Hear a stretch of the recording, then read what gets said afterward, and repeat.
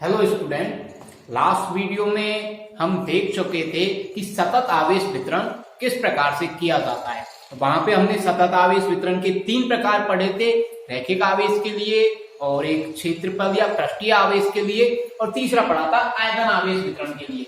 अब हम यहाँ पे जो हमारा चैप्टर सेकंड चल रहा था Gauss law and its application, Gauss का नियम और इसके अनुप्रयोग, इसमें गाउस के नियम के बारे में पढ़ेंगे और यहीं से ही स्टार्ट होता है आपका सेकंड चैप्टर सही ढंग से। वो तो केवल 2 कॉन्सेप्ट थे, एक तो विद्युत फ्लक्स वाला और दूसरा आवेश वितरण वाला, वो इसमें काम में आने वाले हैं। तो देखिए गाउस का नियम क्या होता है। गाउस का नियम या गाउसेस लॉ,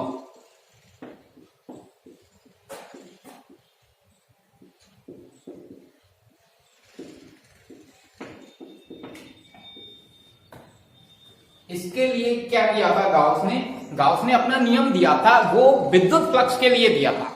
किसके लिए? इलेक्ट्रिक फ्लक्स के लिए। तो जब हम गाउस के नियम से विद्युत फ्लक्स को निकालते हैं, कैलकुलेट करते हैं, तो कैसे कैलकुलेट करेंगे? अच्छा, वैसे विद्युत फ्लक्स का फॉर्मूला क्या होता है? विद्युत flux phi is equal to E vector dot DS vector, ये होता है, या फिर ईडीएस कॉस ऑफ थीटा। लेकिन गाउस ने इस फॉर्मूले को यूज करके फ्लक्स को कैलकुलेट नहीं किया। तो गाउस ने फ्लक्स को कैसे कैलकुलेट किया? देखिए, यहां पे कोई विद्युत क्षेत्र फैला हुआ है, यहां पे क्या है? यह एक इलेक्ट्रिक फील्ड है, ठीक। यहां पे बहुत सारे आवेश इस तरह से बिखरे हुए हैं, इनकी वजह से इलेक्ट्रिक फील्ड जनरेट हो रहा है। तो इस इलेक्ट्रिक फील्ड के लिए हमें फ्लक्स निकालना है। क्या होता है इलेक्ट्रिक फ्लक्स? कि किसी बंद पृष्ठ से निर्गत कुल विद्युत क्षेत्र विद्युत फ्लक्स होता है। तो यहां से कितना विद्युत क्षेत्र निकल रहा है किसी बंद पृष्ठ से, तो वह हमें कैलकुलेट करना है, या फिर मैं कहूं कि हमें विद्युत फ्लक्स को कैलकुलेट करना है। तो हम कैसे कैलकुलेट करेंगे? तो गाउस ने बताया कि एक काम कीजिए, सबसे पहले आप एक बंद पृष्ठ की कल्पना कीजिए, उसे बनाइए मत, उसको सोचिए। जैसे कि यहाँ पे ये विद्युत क्षेत्र फैल रहा है या फिर विद्युत क्षेत्र भरा हुआ है, तो यहाँ पे सोचिए कि इस तरह से ये बंद पृष्ठ बना हुआ है, ठीक है। पहला काम तो क्या करना है? हमें एक बंद पृष्ठ की कल्पना करनी है। हमने ये कल्पना की बंद पृष्ठ की विद्युत क्षेत्र के अंदर, तो ये हमने काल्पनिक बंद पृष्ठ ले लिया। सबसे पहली बात तो क्या लिया हमने? काल्पनिक बंद पृष्ठ।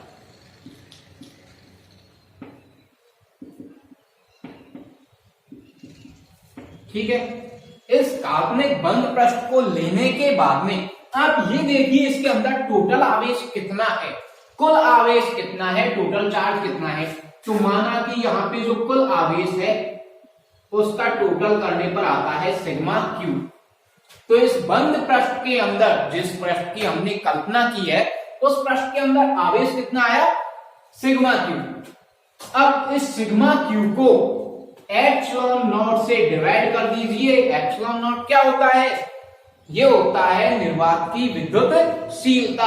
तो निर्वात की विद्युतशीलता से इसको डिवाइड कर दीजिए, ये आ गया इस पृष्ठ से निकलने वाला फ्लक्स। कितना इजी है, कितना इजी बताया गाउस ने फ्लक्स को कैलकुलेट करने के लिए कि आप बंद पृष्ठ की कल्पना कीजिए, उसके अंदर जितना आवेश आ रहा है उसे लिख लीजिए और उसको एप्सिलॉन नॉट से भाग दे दीजिए। या फिर इसको मैं यूं कहूं कि सिग्मा क्यू जो कुल आवेश की मात्रा है उसको 1 बटा एप्सिलॉन नॉट से गुणा कर दीजिए। बात तो वही है, एप्सिलॉन नॉट नीचे आ जाएगा। तो ये होता है विद्युत फ्लक्स। तो इसे हम किसके बराबर लिख देंगे? फाई के बराबर लिख देते हैं। ये लो आ गया विद्युत फ्लक्स। तो गाउस का नियम हम कैसे लिखेंगे? देखिए, किसी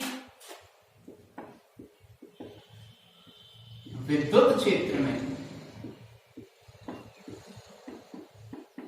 sigma q into 1 upon epsilon naught, that implies phi is equal to sigma q upon epsilon naught।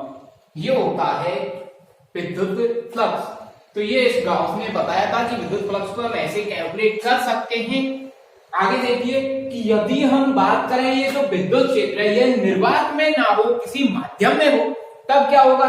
तो जब निर्वात में है तो हम निर्वात की विद्युतशीलता ले रहे हैं, तो माध्यम के लिए कैसे लिखेंगे? माध्यम के लिए गाउस का नियम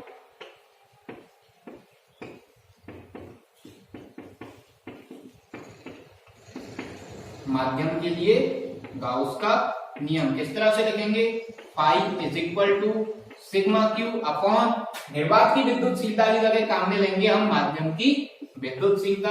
ये माध्यम के लिए हो गया। तो आपको क्या करना है, ये डायग्राम बनाना है और ये नोट करना है। ये हो गया हमारे पास में गाउस का नियम। अब आगे देखते हैं गाउस के नियम को हम। देखिए गाउस के नियम के गुणधर्म। तो गाउस के नियम के गुणधर्म में पहला गुणधर्म पढ़ते हैं हम गाउसियन पृष्ठ। क्या होता है गाउसियन पृष्ठ? देखिए गाउसियन पृष्ठ क्या होता है, जो हम बंद पृष्ठ की कल्पना कर रहे हैं उसी बंद पृष्ठ को गाउसियन पृष्ठ कहते हैं। तो गाउस के नियम में प्रयुक्त, कैसे लिखेंगे इसको, गाउस के नियम में प्रयुक्त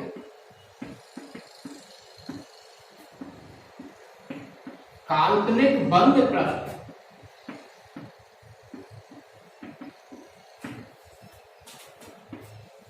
क्या कहलाता है, गाउसियन पृष्ठ कहलाता है। तो अब हम जब आगे पढ़ेंगे तो हम बार बार इसको काल्पनिक बंद पृष्ठ बोलने की बजाय क्या कहेंगे, इसे कहेंगे हम गाउसियन पृष्ठ।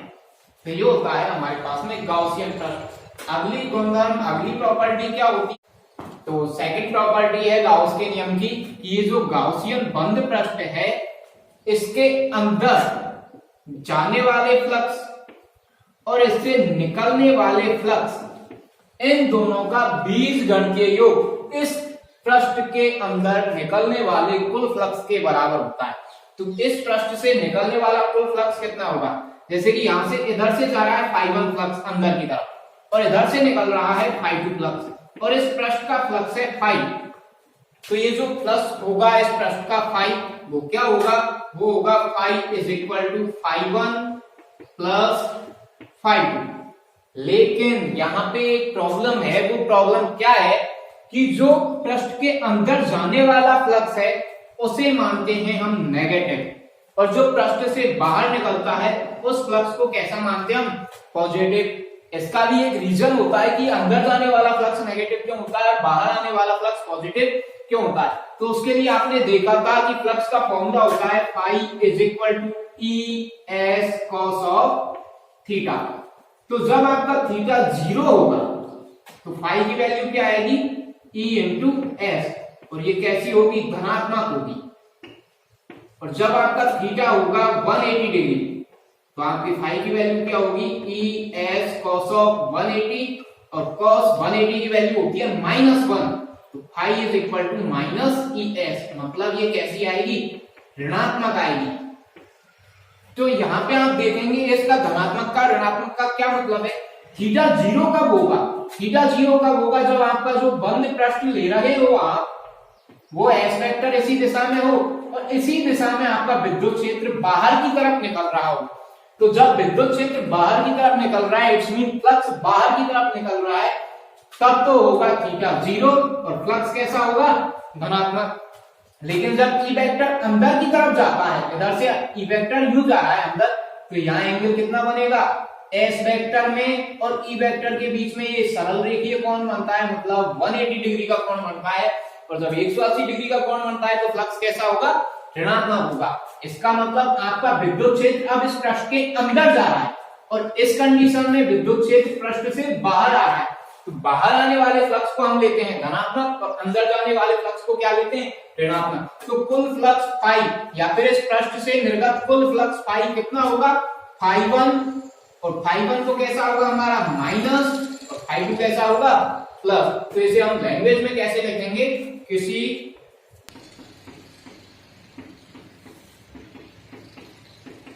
बराबर होगा। तो हम क्या कहेंगे कि किसी फ्लक्स, किसी बंद पृष्ठ या किसी गाउसियन पृष्ठ से संबद्ध कुल फ्लक्स, किसी बंद पृष्ठ से या गाउसियन पृष्ठ से संबद्ध कुल फ्लक्स, उस पृष्ठ में प्रवेश करने वाले फ्लक्स φ1 जो कैसा होता है, ऋणात्मक होता है, तथा उस पृष्ठ से निर्गत फ्लक्स φ2 जो कैसा है, धनात्मक है। इन दोनों के बीजगणितीय योग के बराबर होता है। मतलब जो फाई है वो किसके बराबर होगा, फाई 1 और फाई 2 के बीजगण के योग के बराबर। लेकिन फाई 1 को लेंगे हम ऋणात्मक क्योंकि ये प्रवेश करने वाला है, और फाई 2 को लेंगे धनात्मक क्योंकि ये निकलने वाला है। That's all. इसकी आगे एक दो प्रॉपर्टीज और हैं वो हम अगली क्लास में देखते हैं, आपको ये नोट करना है। Thank you student.